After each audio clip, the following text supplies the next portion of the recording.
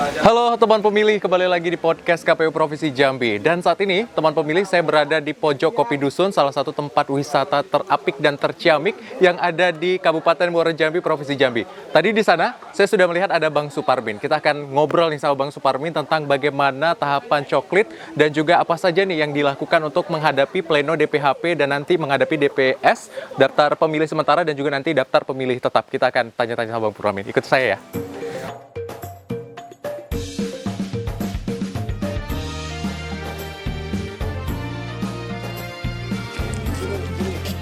Akhirnya kena juga, lihat kamu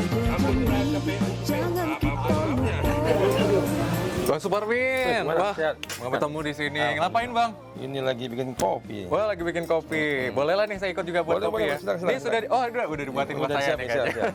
Padahal tadi kita ngintip Abang di sana Bang. Oh iya, Iya, udah lihat ya. sudah kelihatan Bang. Jadi tadi sambil ngobrol-ngobrol, yang suasana di pojok Kopi Dusun ini memang luar biasa enak ya Bang ya. Iya. Nah, ini terkait enak ngobrol nih sama Abang. Saya pengen tanya-tanya nih sama Abang terkait dengan proses dari DPHP dan coklit yang boleh. sudah berlangsung kemarin ya Bang. Iya, boleh. Kemudian sekarang sudah berlangsung pleno rekapitulasi Di kecamatan sekarang, hari Oh, terakhir. di kecamatan. Nah, Iya. kita sambil ngobrol-ngobrol, mending kayaknya kita sambil duduk aja kali Bang. Ya? Boleh. Iya, oke udah Bang.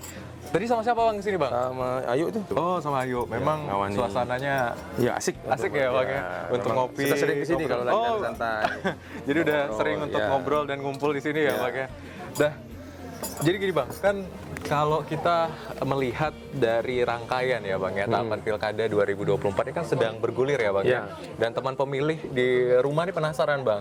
Kemarin kan sudah coklit ya Bang ya, Ya. terus pleno DPHP dan nanti penetapan DPS nih, Ya. rangkaiannya seperti apa aja nih Bang? Kemarin coklitnya seperti apa? Ada temuan catatan khusus ya Bang? Ya, jadi begini. Pada 24 Juni sampai 24 Juli selama 30 hari itu kita menugaskan petugas pendaftaran pemilih namanya Pantarlih. Itu yang mendatangi dari rumah ke rumah untuk mengecek pemilih yang bisa didaftarkan dalam pilkada. Mereka itu punya modal itu awal adalah hasil sinkronisasi antara daftar penduduk potensial pemilih diadu dengan DPT, daftar pemilih tetap pada pemilu 2024 lalu. Nah, itu dicek ke rumah apakah betul orangnya masih ada, apakah ada yang meninggal dunia, apakah ada yang tidak memenuhi syarat, dicek. Kalau ada pemilih baru yang baru 17 tahun dimasukkan sebagai pemilih potensial. Jadi nanti ada orang yang baru pindah domisili dimasukkan dalam pemilih potensial. Ada yang baru pensiun dari TNI Polri dimasukkan dalam pemilih potensial. Ini adalah dalam rangka nanti menetapkan persiapan penetapan daftar pemilih tetap. Memang betul hari ini adalah hari pada tanggal 1 sampai 3 lalu sudah ditetapkan itu daftar pemilih hasil pemutakhiran. Jadi daftar pemilih yang dimutakhirkan oleh Pantarlih tadi itu ditetapkan oleh PPS, Panitia Pemungutan Suara di tingkat desa kelurahan. Kemudian tanggal hari ini kemarin 5, 6, 7 hari tanggal 7 ini adalah rekapnya di tingkat kecamatan. Kecamatan, kemudian tanggal 9, 10 dan 11 nanti rekapnya di tingkat kabupaten kota. Menjadi daftar pemilih sementara. Jadi DPHP di PPK menjadi daftar pemilih sementara, DPS di tingkat kabupaten kota. Kemudian kami rekap nanti tanggal 15, 16, 17 di tingkat provinsi untuk menjadi DPS Pilkada serentak di Provinsi Jambi. Baik, berarti memang prosesnya ini sendiri memang sedang berlangsung ya Bang Iya, hari ini dan lagi saat ini. runway. Nah kalau melihat tadi kemarin kita sudah melewati coklit ya Bang ya, petugas datang ke rumah-rumah dan Iya. lain-lain. Sebenarnya kalau kita melihat partisipasi masyarakat untuk tercoklit, karena kita melihat di beberapa media sosial, kemudian pada netizen ini juga banyak mengungkapkan ada yang keberatan, ada yang tidak mau gitu Iya. Bang. Nah, ini seperti apa Bang? Jadi ada banyak permasalahan yang di bawah ya. Kadang-kadang petugas kita itu ditolak. Misalnya ada sebuah perumahan elit itu ngedor-ngedor dan juga nggak mau masuk. Tetapi kami selalu punya trik yang mengatasi itu. Maka kami akan minta pengurus kelurahan atau ketua RT RW setempat di sana, tua tengahnya untuk mendampingi kami. Supaya karena kan dokumen ini mau dicek nih, apakah namanya sama, nicknya sama, tempat tanggal lahirnya sama dan lain-lainnya sama. Kalau sesuai kan enak, kalau nggak sesuai kan jadi masalah nanti pada saat hari pemungutan suara. Makanya kita perbaiki. Karena data pemilih ini menentukan suksesnya pemiluhan, pemilu dan pilkada. Suksesnya kalau nggak sukses, data pemilihnya berantakan, ada yang ganda, banyak banyak yang meninggal masih ada di DPT jadi masalah baru nanti pada hari pemungutan suara. Baik, berarti jangan sampai ada celah lah ya Bang. Iya. Kita sama-sama mengantisipasi agar adanya tindakan-tindakan yang mungkin nanti melawan hukum ini bisa diregulasi sedini Iya, mungkin gitu iya, ya dicegah, Bang. iya. Berarti memang partisipasi masyarakat untuk tahun ini cukup dominan tinggi atau seperti apa Bang? Alhamdulillah secara keseluruhan di seluruh kabupaten kota, di 11 kabupaten kota itu masyarakat menyambut baik proses coklit ini ya, karena ini kan coklitnya kemarin pemilu juga coklit 2023 ya, kita coklit sekarang. Jadi ini sebuah hal yang baik, sebuah yang mereka sudah paham juga. Ini kegunaannya untuk dia sebagai pemilih nanti. Apalagi ini para kandidat bakal pasangan calon sudah mulai bergerilya sosialisasi. Ini juga membantu kami. Oh saya Mamat, oh ini ada mau pilkada di data. Tetapi kami memang sangat berhati-hati, terutama ini data ganda ya. Karena ada beberapa kasus kemarin di pemilu ya, itu karena ada data yang ganda, akhirnya kami diminta melakukan pemungutan suara ulang oleh MK. Seperti yang di Batanghari itu gara-gara PSU itu gara-gara adanya DPT ganda. Orangnya sama, nicknya berbeda, tetapi pada faktanya itu orangnya namanya sama, nicknya beda, tapi orangnya sama. Nah, akhirnya kita sekarang kita ingatkan kepada teman-teman badan network kita untuk yang namanya sama, nicknya beda, diverifikasi faktual dulu. Karena kalau sistem nggak mendata nih, karena nicknya beda, dianggap ini dua orang berbeda sistem. Tetapi kita minta dicek, kan orang teman-teman lebih paham di bawah. Kalau memang itu orangnya sama, maka coret salah satu, coret yang tidak aktif ini. Baik, berarti jangan sampai data ganda ini juga nanti apa ya Bang ya, membingungkan ya Bang ya, karena balik lagi kalau misalnya sudah data ganda, ini harus PSU lagi, kemudian juga panjang lagi range-nya ya Bang ya, harus ngulang dan lain-lain. Nah, tadi kan sudah membahas coklit, sudah masuk ke pleno DPHP ya Bang saat ini. Nah, kalau dalam pleno DPHP ini siapa saja Bang yang bisa terlibat dan apa yang dibahas dalam pleno tersebut? Ya, jadi dalam DPHP itu yang kita undang itu di dekat itu Panwascam, panitia pengawas kecamatan. Kemudian karena tim pasangan calon ini belum ada, paslon baru nanti 22 September, maka nanti yang diundang tuh biasanya pemuka masyarakat, misalnya Pak Camat, unsur muspika diundang supaya bisa mengetahui permasalahan-permasalahan. Sementara itu karena kita juga mau undang paslonnya belum ada, tim kampanyenya belum ada. Ada tim sukses tapi itu tidak masuk dalam kategori tim kampanye, beda. Baik, berarti memang di DPHP ini pleno semuanya bisa hadir ya Bang ya. Biasanya kalau kan data coklit ini sudah ada ya Bang ya, kemudian diplenokan. Kalau ditemukan ada data yang kurang tepat, kemudian ada data yang keliru dan lain. Ini apakah bisa disampaikan sanggahan atau seperti apa Bang? Boleh, jadi begini. Setelah hasil coklit itu kita masukkan dalam aplikasi kita namanya Sistem Informasi Data Pemilih. Sidalih ini melalui e-coklit tadi yang pakai HP e-coklit masuk ke Sidalih.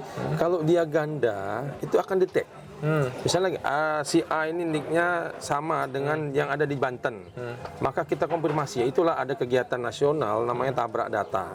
Kemarin di kabupaten, di provinsi juga kita buat tabrak data antar kabupaten, mengecek memastikan orangnya satu saja yang didata. Kalau datanya 2, 3 itu diadu, mana yang terbaru KTPL-nya di sanalah yang dia dijadikan pemilih dalam pilkada. Supaya apa? Supaya tidak ada. Ini kan membantu peningkatan partisipasi ya, karena data pemilihnya bersih. Kita ingin data pemilih ini bersih, tidak ada ganda, tidak ada yang meninggal dunia masih terdata, tidak ada TNI Polri yang masuk dalam DPT, sehingga nanti tidak ada persoalan. Inilah dalam saringan tadi mencegah, ini salah satu wujud kita. Baik Bang, berarti selama DPHP ini sendiri boleh disanggah ya Bang? Boleh. Ya? Tapi dengan harus syaratnya bukti. tadi? Jadi gini, di dalam pleno itu para pengawas pemilu itu boleh memberikan tanggapan, tetapi dengan bukti konkret. Misalnya, si A ini sudah meninggal dunia, ini surat catatan kematian, akte kematiannya. Oke, baik. Berarti apakah ini Bang? Apakah ini yang akhirnya saya lihat viral-viral sampai ke mahkamah-mahkamah, di foto makamnya juga? Iya, ini teman-teman pengawas pemilu bersama dengan jajaran kita, PPS dan Pantarlih itu memang ngecek itu, memastikan betul orang sudah meninggal dunia. Tetapi kan administrasi kependudukan kita kan tidak semuanya tertib ya masyarakat ya. Ada yang sudah meninggal, tetapi akte kematiannya tidak diurus, sehingga database-nya di admin kita masih ada. Ini persoalan yang butuh kerjasama semua orang, semua pihak, kita, Dukcapil, Bawaslu dan jajarannya, supaya apa? Supaya data-data ini bisa dihapus. Karena kalau menghapus itu harus ada permohonan dari dari akta ahli warisnya. Dan panjang juga prosesnya, ya Bang prosesnya. ya. Baik. Berarti ini terjawab ya teman pemilih ya. Kalau kemarin bertanya-tanya di media sosial, Citizen ini pada melihat kenapa ya petugas Pantarli akhirnya sampai ke mahkamah gitu ya. Ternyata memang harus ada bukti autentik nih kalau untuk menyampaikan sanggahan di pleno DPHP salah satunya ya Bang ya. Kalau memang yang bersangkutan telah wafat, ini harus ada bukti konkret dan harus diurus seperti itu ya Bang ya. Nah, ini juga Bang, ketika memang nanti setelah selesai DPHP, tahapan apa lagi selanjutnya Bang? Itu penetapan DPS oleh KPU Kabupaten Kota. Itu mulai tanggal 9, 10, 11. Itu penetapan, ditetapkanlah DPS. Berapa jumlah daftar pemilih sementara di setiap kabupaten kota. Itu nanti kita rekap di provinsi tanggal 15 sampai 17 Agustus. Itu kita rekap menjadi daftar pemilih daftar DPS Provinsi Jambi. Nah inilah nanti kita minta setelah DPS ini nanti ada tanggapan masyarakat. Kita buka lagi, masyarakat bisa cek namanya melalui cek dptonline.kpu.go.id. Masukkan nik kita, nanti dicek tuh bisa akan muncul. Nanti akan ada kode autentifikasi, masukkan nomor WA-nya, autentifikasi muncul, masukkan itu autentifikasinya, muncul nik kita di mana. Oh Anda terdaftar di TPS ini, kelurahan ini, kecamatan ini, kabupaten ini. Kalau memang ngerasa itu salah, berikan tanggapan. Atau ketika mengecek tidak muncul namanya, Anda belum terdaftar, maka segera temui petugas kami di tingkat desa, kelurahan, PPS, laporkan dengan bawa KTPL dan kartu keluarganya, supaya kita bisa masukkan datanya nanti dalam data DPS HP, daftar pemilih sementara hasil perbaikan, sehingga dia nanti bisa milih pada Rabu 27 November 2024. Baik. Nah, ini Bang, kalau mau bahas tentang tingkat partisipasi ya Bang, apa nih strategi yang dilakukan oleh KPU Provinsi Jambi dari Divisi Pengawasan dan Hukum ini sendiri untuk meningkatkan nih partisipasi masyarakat, kemudian masyarakat nih akhirnya ingin kalau datanya udah salah mau diperbaiki, kemudian mau mengikuti alur yang memang tidak mudah, tetapi demi memilih pemimpin yang berkualitas. Seperti apa Bang? Kalau untuk partisipasi ya, ini bukan tugas divisi hukum saja, ini tugas kelembagaan KPU Provinsi Jambi dan jajarannya ya. Jadi kita lakukan banyak ikhtiar ya. Ini podcast ini salah satunya. Kemudian ada sosialisasi tatap muka, ada sosialisasi via tokoh-tokoh masyarakat, ada sosialisasi yang langsung kita mengecek, misalnya datang ketemu dengan warga, pemilih tanya, oh Pak bawa KTPL Pak, bawa kita cek DPT online. Oh ada Bapak sudah terdaftar, alhamdulillah. Juga melalui kegiatan kerjasama dengan lembaga lain, dengan Pemda, dengan lembaga adat, dengan semua stakeholder, kita membuka ruang, termasuk dengan pasangan calon ya. Kita juga minta pasangan calon nanti peserta pemilu itu untuk bantu kita sosialisasi. Karena tanpa kerjasama seluruhnya, ya tidak akan sukses juga situ pilkada. Maka kami sangat butuh semuanya, termasuk data pemilih ini. Kalau warga pemilih nggak mau ngecek dirinya terdaftar atau tidak, misalnya ngecek melalui cek DPT online atau melihat di papan pengumuman DPS yang ada di desa kelurahan, apakah terdaftar pemilih, kita repot nanti. Karena kalau tahapannya udah lewat, nanti dia hanya bisa jadi DPK. DPK itu milihnya harus TPS setempat sesuai KTPL. Kemudian yang kedua, nyoblosnya itu cuma 1 jam. Jam 12 siang sampai jam 1 siang. Dan terbatas ya Dan Bang itu pun ya? kalau ada sisa surat suara. Kalaupun tidak Kalau geser ke TPS sebelahnya. Yang jadi masalah kalau desa itu hanya 2 TPS, dua-duanya habis. Dia mau kemana? Akhirnya nggak punya hak pilihnya, nggak bisa disalurkan. Ini kita mencegah itu supaya keaktifan masyarakat dalam mengecek dirinya terdaftar tidak, kita butuh. Dan kita minta, kita himbau melalui podcast ini agar kita semua cek DPT online, bisa dibuka di Google dan lain-lain, cek dptonline.kpu.go.id. Kita bisa pastikan agar kalau belum terdaftar, monggo segera lapor ke kami. Baik, wah luar biasa nih. Akhirnya dapat informasi baru nih terkait dengan bagaimana rangkaian tengah berlangsung saat ini. Kemarin sudah coklit dan sekarang lagi rapat pleno DPHP dan nanti masuk ke DPS dan DPT.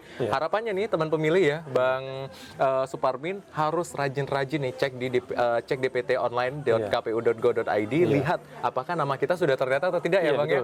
Kalau misalnya nggak terdata, segera laporkan. Nanti supaya suara kita ini bisa kita gunakan untuk memilih pemimpin berkualitas selama 5 tahun ke depan. Bang, makasih banyak ya Bang ya. Sudah ngobrol. Tadi saya sudah ganggu Abang juga lagi buat kopi di sini ya. Boleh nanti setelah ini lanjut lagi untuk aktivitasnya Bang bersama orang rumah ya. Kita sambil ngopi dulu di pojok Kopi Dusun. Dan tadi kita sudah sama-sama bahas ya, teman pemilih, apapun itu yang nantinya yang akan dilakukan dalam rangkaian Pilkada Serentak 2024 ini harus sama-sama diikuti dengan maksimal. Kita harus pertama cek dulu data nama kita sudah terdata atau belum, nanti bisa langsung dilaporkan. Sehingga nantinya ketika kita memang dapat ke bilik suara, hadir di tanggal 27 November 2024, kita sudah aman nih, tidak digeser-geser kalau masuk ke daftar pemilih khusus, ataupun juga hal-hal lainnya. Sehingga memang kita bisa berleluasa nih melihat program dan lain-lain. Tapi yang paling penting juga ya Bang ya, selain memastikan dari data kita terpilih dan lain-lain, cross check juga nih siapa yang akan menjadi pemimpin kita nanti, dari visi misinya, program dan lain-lain. Iya, rekam jejak ya Bang ya, wajib nih lihat rekam jejaknya seperti apa dan lain-lain, karena memang apa yang akan kita pilih akan berdampak terhadap pemimpin kita dan program yang akan diajukan dalam Provinsi Jambi 5 tahun ke depan. Saya Zaid Akbar, wakil kerabat kerja bertugas, pamit undur diri. Wassalamualaikum warahmatullahi wabarakatuh, dan sampai jumpa di podcast KPU Provinsi Jambi berikutnya.